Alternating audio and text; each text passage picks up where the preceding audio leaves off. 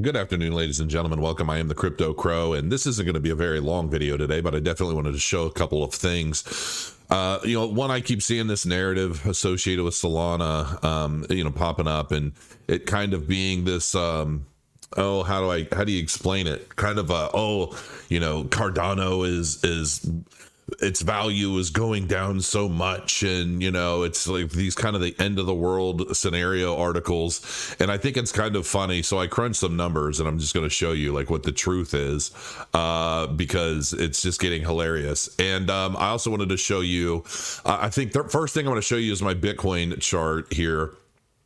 This is the price action chart that I've been working on. I haven't touched it since the last time I showed you. You'll remember back here a few days ago, I started creating this kind of a 6-month price action prediction, which I know is bold, and it could completely go awry. And then literally the next day, as I'm showing this, the price started to rise up, right? And then I came back and I'm like, listen, I get what's happening. The Fed had some news, sent the market up a little bit, but ultimately I see this reversing because it never seems to last long anyway. And then we may very well continue on whatever trajectory this is supposed to go. And sure enough, we pulled back under this resistance, and down we go. Now you can see here we're getting a little bit of a divot where the price might be turning or going sideways for a bit, but I really do still see it. I know that there's a lot of news out there. Oh, we're going high. I'm just not buying it. I'm really just not buying it. I don't necessarily think we're going to get new lows, but I do believe we're going to end up falling into this accumulation phase, and something very near this may very well play out prior to the next halving, which is over here. And so, basically from what I'm seeing, that's what it looks like. Okay. And so it's just kind of a wait and see. And you can see the volume in the order books. The buy and sell orders are very split. But if the price gets down to like 25.9, it looks like from here, obviously this order book data is going to change. And I do believe we're going to get a bit of a free fall effect at some point once this gets tired out. I just don't see us reversing. The sentiment in the news, the sentiment everywhere right now is we could go lower. And anything to the contrary, I think, is just trying to get readership. And that's because what me doing this video right now isn't anything anybody wants to hear. And so people often tune out. They don't necessarily care about what the facts are, what the details are, or a bearish opinion. Obviously, I'm bullish long term, but I just think these are the cycles. That's just the way it is. So we'll see. I'm always right sometimes, and I could be wrong this time. So we'll just have to see. Now, I'm going to show you guys this. This is funny. So this is ADA versus Solana. All right. Now, a lot of people are basically trying to say, oh, Cardano, look at how low Cardano is going. It's terrible. And listen, anytime I read something about Cardano, there are so many different things that play into my mind. One of which being the number of advertisers out there in the space who, they buy a lot of paid placements, a lot of paid advertisements, paid articles. Listen, those of you guys that know me know that I have a background in SEO.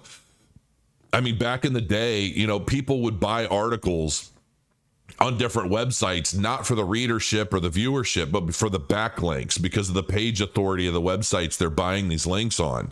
And a lot of these links are masked in articles. And a lot of times these articles don't mean squat. They're really just feeder for the links themselves. And that's just kind of the way the world works. But since crypto has began to grow over the last 5-6 years, and it's really gone more into the mainstream and kind of dipping its toes and doing its thing, people are using these kind of paid placements for more than just backlinks. They're using them to spread narratives.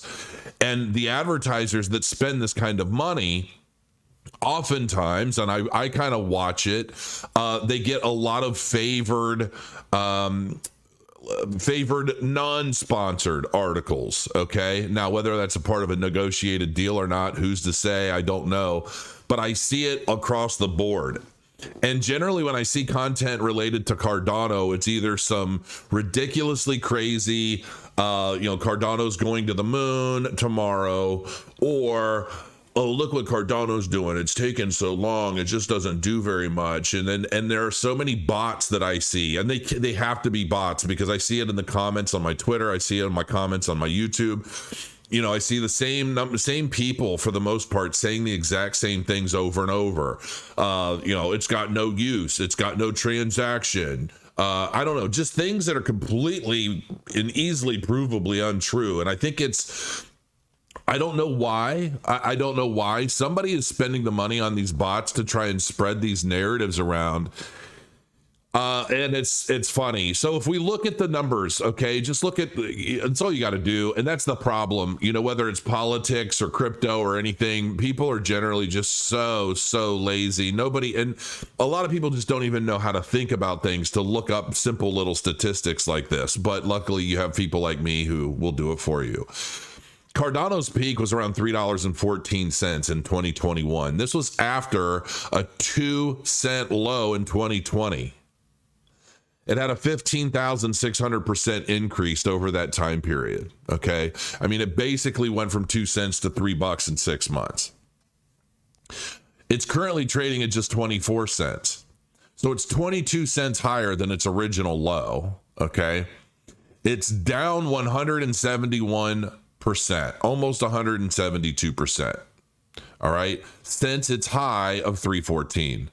If you look at Solana was $260 freaking dollars from a originally 51 cent low. It went from 51 cents to 260 bucks. It was a 50,880% pump.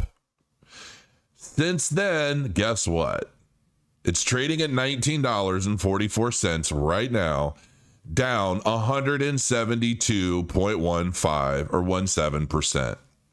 So 172%. What does that mean? Well, it means that Solana is down as much as Cardano. And so this narrative, and the thing of it is it's not just these two.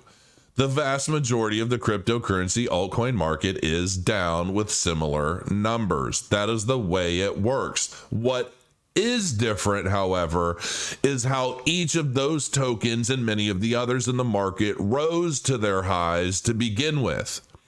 Cardano did not rise to their highs because the Emergo or Cardano Foundation was pumping a bunch of money into a bunch of false narrative paid advertisements across crypto news. It also did not get pumped to its all-time high by being artificially inflated by one of the biggest exchanges of the time through means of other artificially inflated altcoins. It did not get pumped because of anything really outside of its own community building, which was established from its own milestones met. Okay? Solana, on the other hand, is just a complete mind-numbing maze of artificial pump, FTX. I mean, listen, the narratives that we're seeing now are how everybody's in fear of all of the FTX assets being dumped on the market and what that stands to mean for Solana, because Solana was one of its biggest holdings.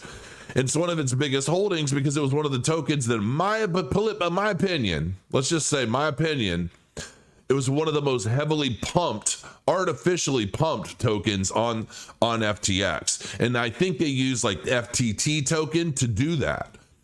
And so the downfall of that is it's dropped just as much as Cardano, but its rise was so artificial. And there are a lot of people out there that think that, oh, well, Solana hit $260, it's going to hit $1,000 this time. And I've just sat here and I read a bunch of different articles about Solana. I was reading about FTX and just kind of refreshing it. I'm not even bothering to show it because I don't want this to be a 2-hour video. You can look it up just as easily. The point of this video is you have technology that's built as a fundamentally sound blockchain that is growing on its own merits, that's not being pumped artificially through false advertising or misleading articles or any of that stuff. And then you have projects that are. and they're being pumped artificially. There are narratives being crafted to try and suck up your money to be put into the hands of very few people that are in control of these narratives. That is something that it's just another nail in the coffin for all other alternative altcoins to me. And I just saw a comment recently on my channel.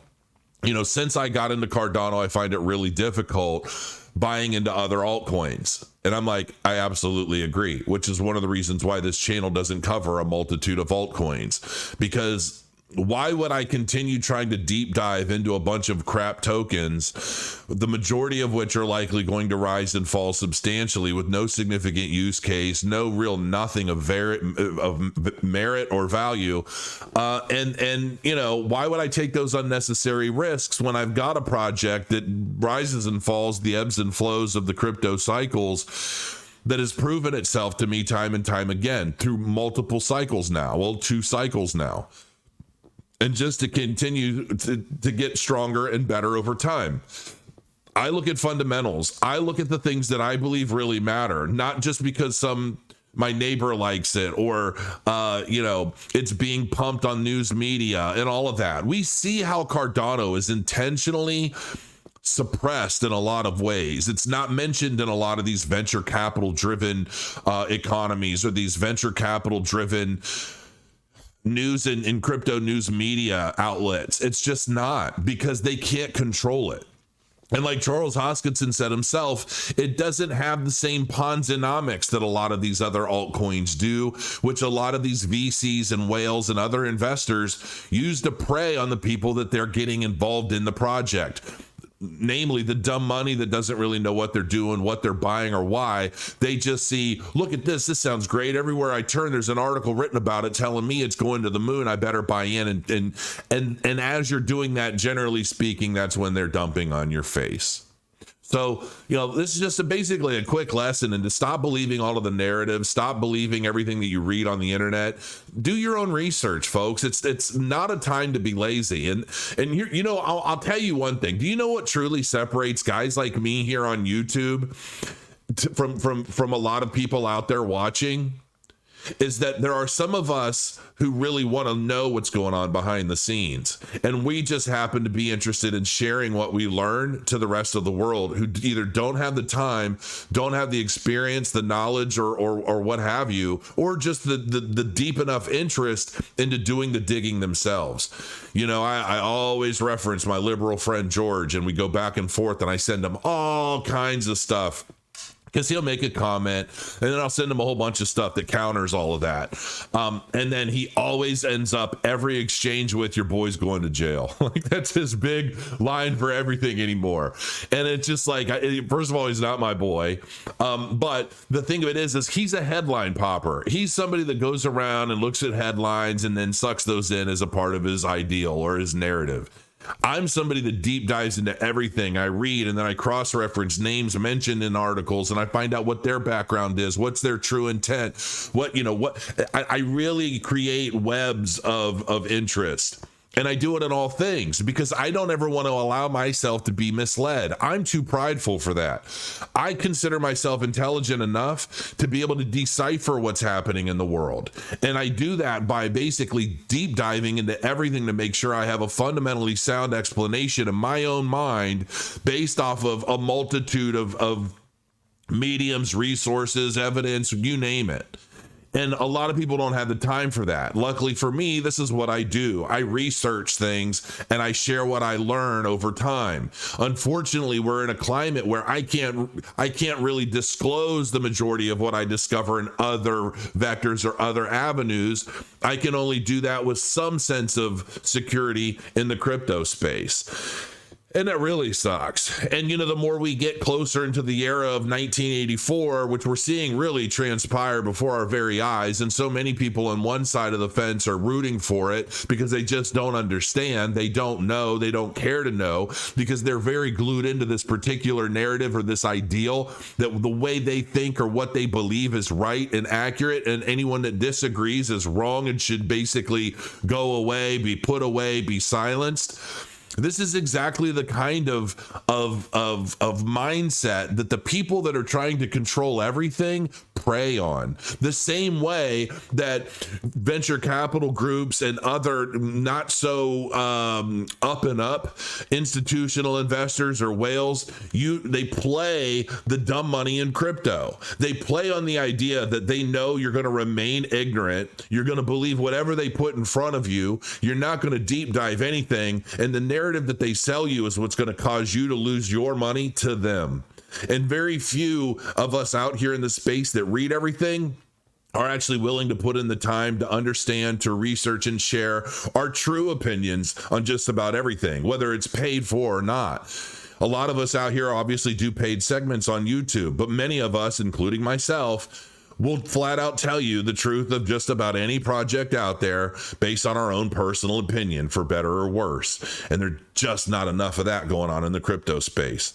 So until next time, guys, thanks for joining me. I hope you have an amazing weekend. Make sure you follow my wife and I's new channel. We're launching it October 1st. We're going to be deep diving into a lot of conversations. And I think as a matter of fact, tonight, I think we may be recording one related to anxiety and how big of a deal it is. It plays a significant role in my wife's life. She's been combating anxiety and OCD her entire life. It's a very, very real struggle, one that we work on. My wife works on immensely every single day. It's a fight for her, and she's done amazing things with how she's been able to change and coordinate her life and her thought processes and things. And I think it's going to be a very beneficial video for anyone that suffers from some of the same afflictions. And hopefully you guys will follow our new channel so that you'll be able to see what we're going to be talking about. Nothing's off the table. We're going to talk about it all video to video. So I hope you join us at Crow's Nest Official. And until next time, guys, crow your coins, and I'll see you soon.